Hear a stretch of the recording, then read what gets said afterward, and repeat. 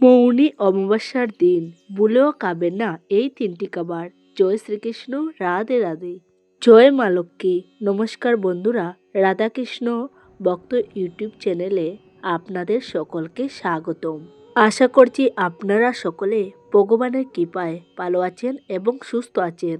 হিন্দু ধর্মে অমাবস্যা তিথির বিশেষ গুরুত্ব রয়েছে, তবে মাঘ মাসের এই মৌনী অমাবস্যা অনন্য এবং অত্যন্ত তাৎপর্যপূর্ণ।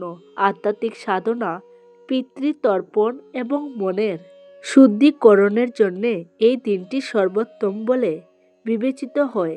তাই আজকের ভিডিওতে আমরা জানব 2026 সালে মৌনী অমাবস্যা কবে ও কখন পড়েছে, পঞ্জিকা অনুসারে সঠিক সময়সূচি, এই বিশেষ তিথিতে কোন তিনটি খাবার গ্রহণ করা শাস্ত্রীয়ভাবে নিষিদ্ধ, মৌনী অমাবস্যার মাহাত্ম্য ও আধ্যাত্মিক গুরুত্ব, মৌনী অমাবস্যার দিন পালনের সঠিক নিয়ম ও আচার অনুষ্ঠান, মৌন ব্রত পালনের সুফল এবং এর বৈজ্ঞানিক ও মনস্তাত্ত্বিক ভিত্তি, দান, ধ্যান এবং পিতৃতর্পণের গুরুত্ব। এই দিন রাশি অনুযায়ী কোন কাজটি করলে অত্যন্ত শুভ ফল পাওয়া যায়, তাই আজকের ভিডিওটি খুব গুরুত্বপূর্ণ হতে চলেছে। মূল পর্বে যাওয়ার আগে আমার সকল বন্ধুদের কাছে অনুরোধ থাকবে, ভিডিওটি আপনারা শেষ পর্যন্ত মনোযোগ সহকারে দেখবেন। আর যদি ভালো লাগে তাহলে একটি লাইক করবেন আর কমেন্টে জয় মা লক্ষ্মী লিখতে ভুলবেন না। তো চলুন বন্ধুরা, শুরু করা যাক আজকের আলোচনা। মৌনী অমাবস্যার পৌরাণিক প্রেক্ষাপট ও পরিচয়। সনাতন পঞ্জিকা অনুসারে মাঘ মাসের কৃষ্ণপক্ষের অমাবস্যা তিথিকে মৌনী অমাবস্যা বলা হয়। হিন্দু ধর্ম মতে এই দিনটি সৃষ্টির লগ্নের সাথে জড়িয়ে আছে। বিশ্বাস করা হয় যে এই দিনে মনু ঋষির জন্ম হয়েছিল এবং তার নাম থেকেই এই অমাবস্যার নাম হয়েছে মৌনী অমাবস্যা। অন্য একটি মতানুসারে এই দিনে সমুদ্র মন্থনের সময় অমৃতের কলস থেকে কয়েক ফোঁটা অমৃত প্রয়াগরাজ্যের সঙ্গমে পড়েছিল, তাই এই দিনে গঙ্গা স্নানের মাহাত্ম্য অপরিসীম। মাঘ মাসে গঙ্গা স্নান এমনিতেই পুণ্যদায়ক, তার উপর অমাবস্যা তিথি যুক্ত হলে তা দেবত্ব লাভের সমতুল্য হয়ে ওঠে। মাঘ মাসকে হিন্দু ধর্মে অত্যন্ত পবিত্র মাস হিসেবে গণ্য করা হয়। ঋষি মুনিরা মনে করেন এই মাসে সমস্ত দেবদেবী পবিত্র নদীগুলোতে অবস্থান করেন, তাই মৌনী অমাবস্যার দিন সূর্যোদয়ের আগে স্নান করা অত্যন্ত সৌভাগ্যের প্রতীক। এই তিথিটি মূলত নিজেকে চেনার এবং মনের উপর নিয়ন্ত্রণ পাওয়ার একটি বিশেষ সুযোগ। মৌনী অমাবস্যার মাহাত্ম্য ও আধ্যাত্মিক গুরুত্ব। মৌনী অমাবস্যার প্রধান মাহাত্ম্য লুকিয়ে আছে এর নামের মধ্যেই। মৌনী শব্দটি এসেছে মৌন থেকে, যার অর্থ নিঃশব্দ থাকা। আধ্যাত্মিক সাধনায় বাণীর চেয়ে অন্তরের শব্দের গুরুত্ব বেশি। আমরা প্রতিদিন সারাদিন যে কথা বলি তাতে আমাদের শক্তির অপচয় হয় এবং অনেক সময় আমরা কটু কথা বলে ফেলি, যা আমাদের পাপের ভাগীদার করে। মৌনী অমাবস্যার দিন মৌন থেকে অন্তরের সংযোগ স্থাপন করা হয়। শাস্ত্র মতে এই দিনে পবিত্র নদীতে স্নান করলে অশ্বমেধ যজ্ঞের সমান পুণ্য লাভ হয়। বিশেষ করে প্রয়াগরাজ্যে ত্রিবেণী সঙ্গমে স্নান করাকে সর্বোচ্চ পুণ্যকর্ম হিসেবে দেখা হয়। যারা সঙ্গমে যেতে পারেন না তারা বাড়িতেই সাধারণ জলে সামান্য গঙ্গা জল মিশিয়ে স্নান করতে পারেন।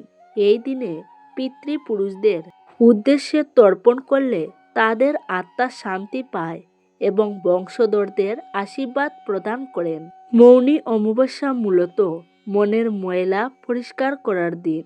রাগ, লোভ, ঈর্ষা ত্যাগ করে শান্ত মনে ঈশ্বরের আরাধনা করাই এই দিনের মূল লক্ষ্য। মৌনী অমাবস্যার দিনটি আধ্যাত্মিক এবং বৈজ্ঞানিক উভয় দিক থেকেই অত্যন্ত গুরুত্বপূর্ণ। হিন্দু শাস্ত্র মতে এই বিশেষ তিথিতে জল অমৃত সমান হয়ে ওঠে। মাঘ মাসের এই পবিত্র দিনে সঠিক নিয়মে স্নান করলে কেবল শরীর পরিষ্কার হয় না, বরং মনের গভীরে জমে থাকা কালিমাও দূর হয়। শাস্ত্রীয় বিধান অনুসারে মৌনী অমাবস্যার দিন স্নানের জলে একটি বিশেষ জিনিস মিশিয়ে স্নান করলে জীবনের অনেক বাধা বিপত্তি দূর হয় এবং পরম পুণ্য লাভ করা যায়। নিচে সেই বিশেষ জিনিসটি এবং তার মাহাত্ম্য সম্পর্কে বিস্তারিত আলোচনা করা হলো। স্নানের জলে মিশিয়ে দিন এই একটি জিনিস, কালো তিল। মৌনী অমাবস্যার দিন স্নানের জলে কালো তিল মিশিয়ে স্নান করলে সব থেকে বেশি ফলদায়ক বলে মনে করা হয়। তিল কেবল একটি শস্য নয়, হিন্দু ধর্মে তিলকে পবিত্রতার প্রতীক এবং নেতিবাচক শক্তি বিনাশকারী হিসাবে দেখা হয়। কেন স্নানের জলে কালো তিল মেশাবেন? এক, পিতৃপুরুষের সন্তুষ্টি।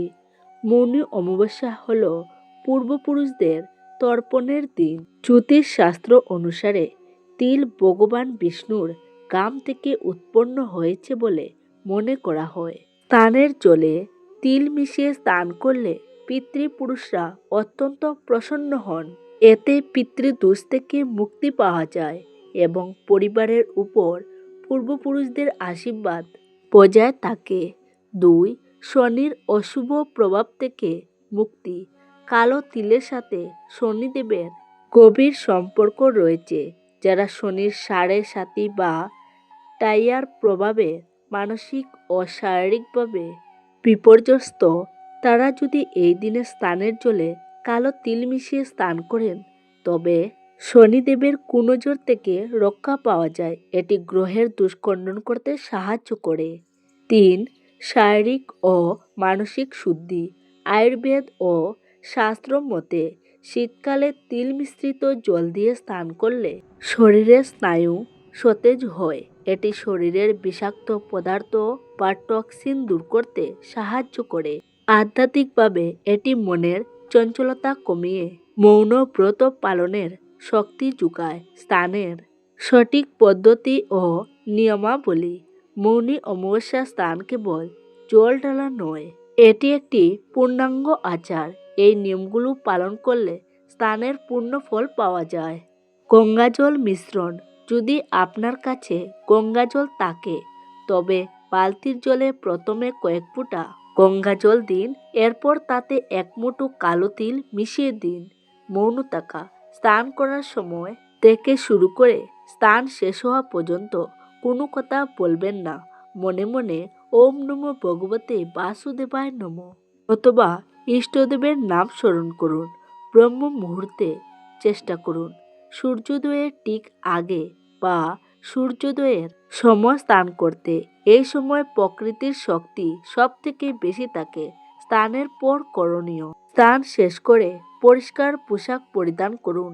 এরপর একটি তামার পাত্রে তিল ও জল নিয়ে সূর্য দেবতাকে অর্ঘ্য অর্পণ করুন। অন্যান্য প্রয়োজনীয় উপকরণ যা জলে মেশানো যেতে পারে। যদি বিশেষ কোনো মনস্কামনা থাকে তবে কালো তিলের পাশাপাশি বা পরিবর্তে নিচের এই জিনিসগুলো স্নানের জলে মেশানো যেতে পারে। দুধ।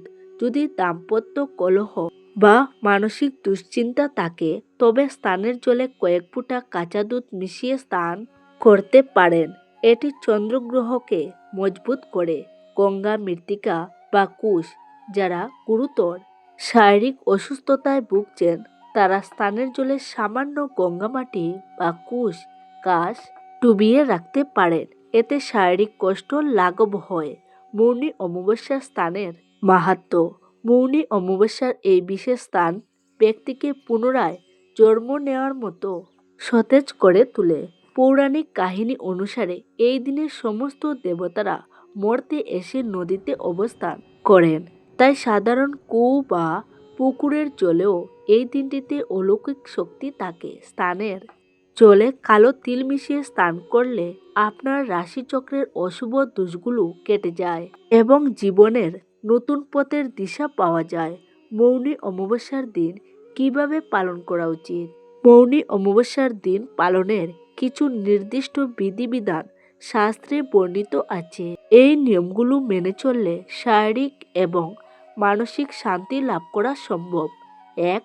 সূর্যোদয়ের পূর্বে স্নান। মৌনী অমাবস্যার দিন ব্রহ্ম মুহূর্তে ঘুম থেকে উঠে পবিত্র নদীতে স্নান করা উচিত। যদি নদীতে যাওয়া সম্ভব না হয় তবে স্নানের জলে তিল এবং গঙ্গা জল মিশিয়ে বাড়িতে স্নান করা যেতে পারে। স্নানের সময় মৌন থাকা বা মনে মনে ইষ্টদেবের নাম জপ করা অত্যন্ত ফলদায়ক। 2. মৌন ব্রত পালন। এই দিনের প্রধান অঙ্গ হল মৌন থাকা। সারাদিন কথা না বলে নিজের কাজ সম্পূর্ণ করা এবং মনে মনে জপ করা উচিত।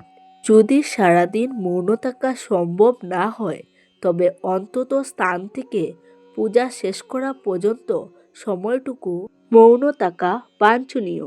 3. সূর্য দেবতাকে অর্ঘ্য প্রদান। স্নানের পর তামা বা পিতলের পাত্রে জল নিয়ে তাতে লাল চন্দন, অক্ষত অর্থাৎ আতপ চাল এবং লাল ফুল দিয়ে সূর্য দেবতাকে অর্ঘ্য নিবেদন করতে হবে। এতে জীবনের তেজ এবং সম্মান বৃদ্ধি পায়। পূজা ও জপ। এই দিনে ভগবান বিষ্ণু এবং মহাদেবের আরাধনা করা হয়। তিল দিয়ে ভগবান বিষ্ণুর পূজা করা এবং তাকে ভোগ নিবেদন করা শুভ। এছাড়া এই দিনে গায়ত্রী মন্ত্র জপ করলে বুদ্ধি প্রখর হয়। পিতৃতর্পণ। অমাবস্যা তিথি পিতৃপুরুষদের জন্য উৎসর্গ করা হয়। কুশ ও কালো তিল দিয়ে তর্পণ করলে পূর্বপুরুষদের তুষ্টি হয় এবং পিতৃদোষ থেকে মুক্তি পাওয়া যায়। অশ্বত্থ গাছের মূলে জল দেওয়া এবং প্রদীপ জ্বালানো এই দিনে বিশেষ পুণ্য অর্জন করতে সাহায্য করে। মৌনী ব্রতের সুফল বৈজ্ঞানিক ও আধ্যাত্মিক বিশ্লেষণ। মৌন থাকা কেবল একটি ধর্মীয় আচারের মধ্যে সীমাবদ্ধ নয়, এর পেছনে গভীর বৈজ্ঞানিক কারণও রয়েছে।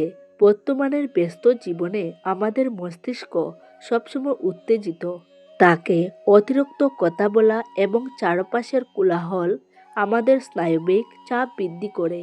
মৌনী অমাবস্যার দিন মৌন থাকার ফলে মস্তিষ্কের কোষগুলো বিশ্রাম পায়। এটি রক্তচাপ নিয়ন্ত্রণ রাখতে এবং ধৈর্য শক্তি বাড়াতে সাহায্য করে।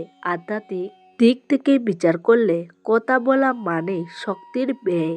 আমরা যখন কথা বলি না তখন সেই শক্তি অন্তরের দিকে ধাবিত হয়। এতে নিজের দোষ ত্রুটিগুলো সম্পর্কে সচেতন হওয়া যায়। মৌন থাকা মানে কেবল মুখ বন্ধ রাখা নয়, বরং মনকেও শান্ত রাখা। এই অভ্যাসটি করলে মানুষের একাগ্রতা এবং সিদ্ধান্ত নেওয়ার ক্ষমতা বৃদ্ধি পায়। দান ধ্যানের গুরুত্ব। মৌনী অমাবস্যার দিন দান করার ফল অক্ষয় হয়। এই দিনে তিল, গুড়, গরম কাপড়, অন্ন এবং বস্ত্র দান করা অত্যন্ত শুভ। বিশেষ করে তিল দান করলে গ্রহের দোষ কাটে। শাস্ত্রমতে এই দিনে দরিদ্র বা অভাবী মানুষকে সাহায্য করলে গ্রহের অশুভ প্রভাব থেকে মুক্তি পাওয়া যায় এবং জীবনে সুখ সমৃদ্ধি বৃদ্ধি পায়। যারা শনির দশায় ভুগছেন তারা এই দিনে কালো তিল বা কালো কম্বল দান করলে বিশেষ উপকার পান। মৌনী অমাবস্যার পূর্ণ তিথিতে রাশি অনুযায়ী নির্দিষ্ট কিছু প্রতিকার বা কাজ করলে গ্রহের অশুভ প্রভাব থেকে মুক্তি পাওয়া যায় এবং জীবনে সুখ সমৃদ্ধি আসে। জ্যোতিষশাস্ত্র অনুসারে 12টি রাশির জাতক জাতিকাদের জন্য বিশেষ করণীয় কাজগুলো বিস্তারিতভাবে আলোচনা করা হলো। মৌনী অমাবস্যায় রাশি অনুযায়ী 12টি করণীয় কাজ। 1. মেষ রাশি। মেষ রাশির অধিপতি মঙ্গল। এই রাশির জাতক জাতিকাদের জন্য মৌনী অমাবস্যার দিন সকালে স্নানের জলে সামান্য লাল চন্দন এবং তিল মিশিয়ে স্নান করা শুভ। স্নানের পর হনুমান চালিসা পাঠ করুন এবং লাল রঙের কোনো মিষ্টি বা খাবার গরিবদের দান করুন। এতে আপনার সাহস বাড়বে এবং কর্মক্ষেত্রে বাধা দূর হবে। বৃষ রাশি। বৃষ রাশির অধিপতি শুক্র। এই দিনে আপনাদের জন্য গঙ্গাজল মিশ্রিত জলে স্নান করা বিশেষ ফলদায়ক। পূজার সময় মা লক্ষ্মীকে সাদা ফুল এবং বাতাসা নিবেদন করুন। মৌনী অমাবস্যার পূর্ণ লগ্নে চাল, চিনি বা দুধের মতো সাদা বস্তু দান করলে দাম্পত্য জীবনে সুখ বজায় থাকে এবং আর্থিক উন্নতি ঘটে। মিথুন রাশি। মিথুন রাশির অধিপতি বুধ।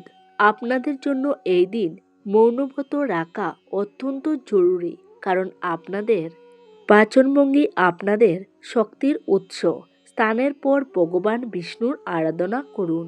সবুজ মুখ বা সবুজ রঙের বস্ত্র দান করা আপনাদের জন্য অত্যন্ত শুভ। এটি আপনার বুদ্ধিকে প্রখর করবে এবং ব্যবসায়িক উন্নতি আনবে। কর্কট রাশি। কর্কট রাশির অধিপতি চন্দ্র। অমাবস্যার দিন চন্দ্রের বল কম থাকে, তাই এই রাশির জাতকদের মন অশান্ত হতে পারে। আপনারা স্নানের জলে কয়েক ফোঁটা কাঁচা দুধ মিশিয়ে স্নান করুন, মহাদেবের অভিষেক করুন এবং রূপোর কোনো পাত্রে জল রেখে তা দান করুন।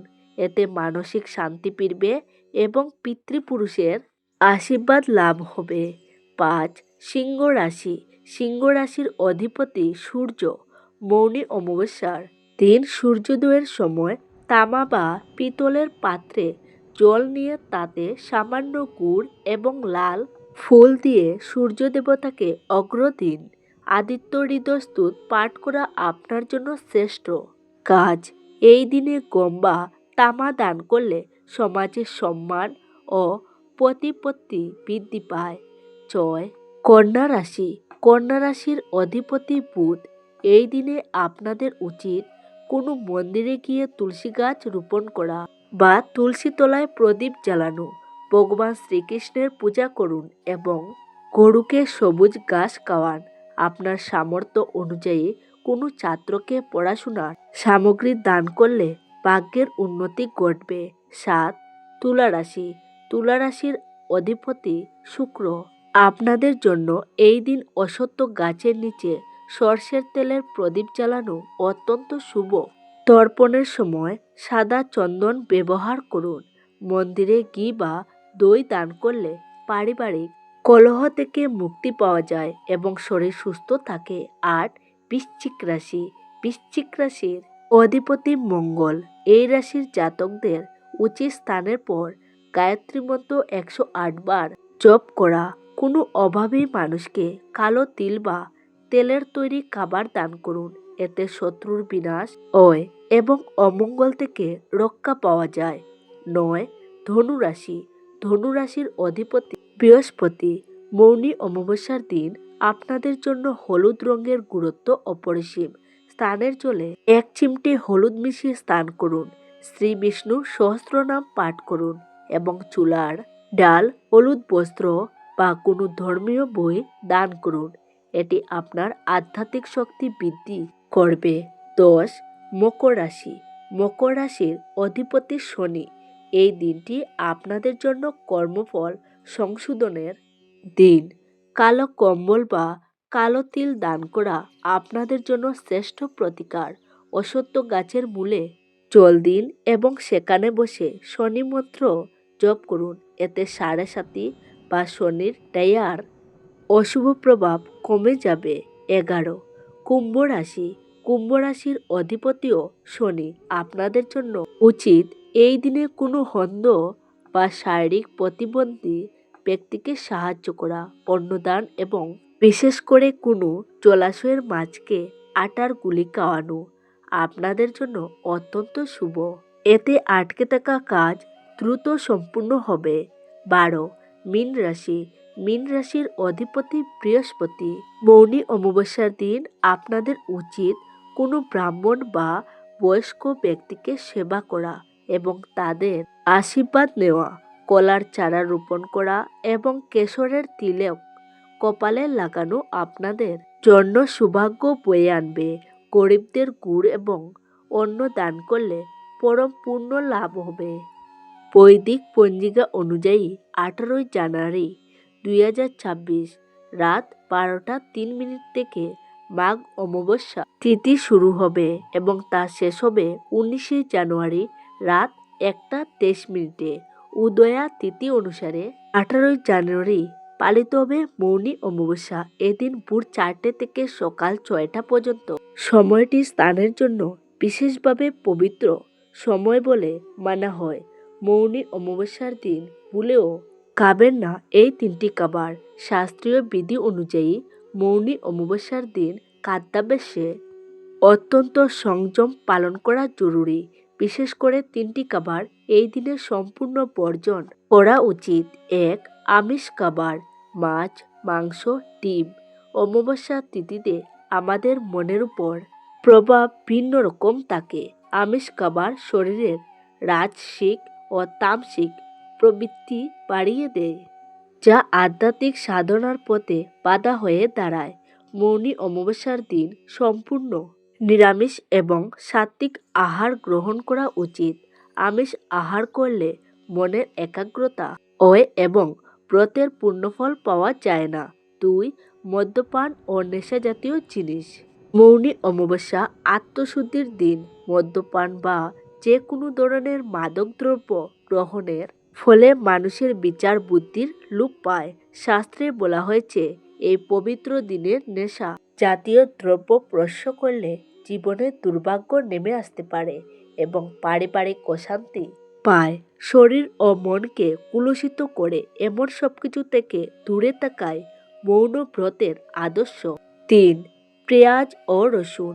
অনেকেই মনে করেন নিরামিষ মানেই পেঁয়াজ রসুন খাওয়া যায়, কিন্তু হিন্দু শাস্ত্র মতে পেঁয়াজ ও রসুনকে তামসিক খাবার হিসাবে ধরা হয়।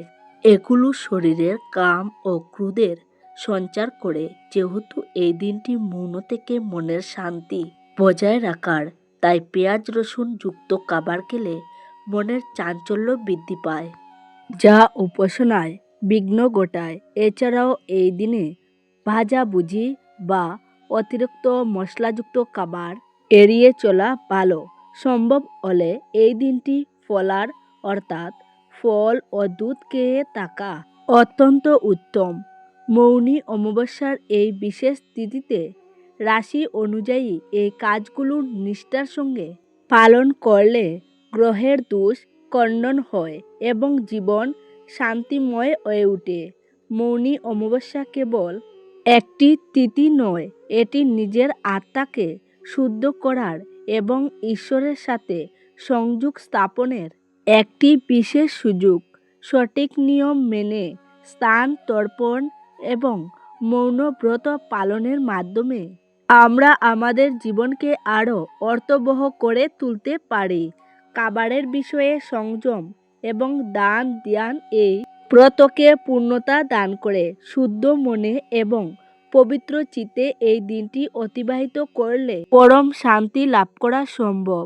প্রিয় বন্ধুরা, ভিডিওটি দেখে যদি ভালো লাগে তাহলে একটি লাইক করবেন আর আপনজনদের সাথে শেয়ার করে দেবেন। সবাই ভালো থাকুন, সুস্থ থাকুন। দেখা হবে নতুন একটি ভিডিওতে। নমস্কার, ধন্যবাদ।